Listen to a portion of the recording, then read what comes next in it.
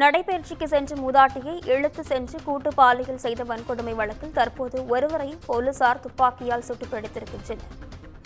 மூதாட்டி கூச்சலிடாமல் இருக்க வாயில் மண்ணை அள்ளிப்போட்டு அவர் அணிந்திருந்த நகைகளையும் பறித்து சென்றனர்.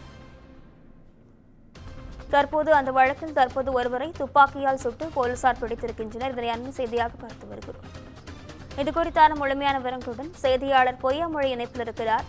வணக்கம் பொய்யாமொழி, முழுமையான விவரங்களை பதிவு செய்யுங்கள். வணக்கம் நிஷா. கடலூர் மாவட்டம் பண்ருட்டி அருகே உள்ள திராசு கிராமத்தை சேர்ந்தவர் கௌசல்யா.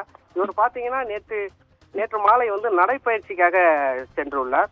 காலை மாலை நடைப்பயிற்சி செய்வது வழக்கம். அந்த வகையில் புலவனூர் சாலையில் தனியாக நடைப்பயிற்சி செய்வது வழக்கம். அதே போல இன்று மாலை பாத்தீங்கன்னா கௌசல்யா வழக்கம் போல் புலவனூர் சாலையில நடைப்பயிற்சி சென்று கொண்டிருந்தாங்க. அப்பொழுது இரண்டு பேர் மது குடித்து மூதாட்டியை வலுக்கட்டாயமாக இழுத்து தராசு பகுதியில் உள்ள சவுக்கத்தோப்பில் இழுத்து மூதாட்டியை சத்தம் போட முடியாத அளவிற்கு வாயில் மண்ணை கொட்டி மூதாட்டியை கூட்டு பாலியல் பலாத்காரம் செய்தனர்.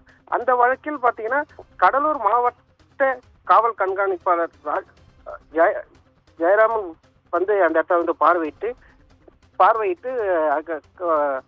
சவுக்கு தோப்பில் இருந்தவர்கள் ஆய்வு பண்ணாங்க. அப்போ குற்றவாளிகளை உடனே பிடிக்க வேண்டும் என போலீசாருக்கு ஒரு எச்சரிக்கை விடுத்தாங்க. அதைத் தொடர்ந்து இன்று பாத்தீங்கன்னா அதே பகுதியில போலீசார் ஒருத்தர் துப்பாக்கியால் முனையில் சுட்டு பிடித்திருக்காங்க.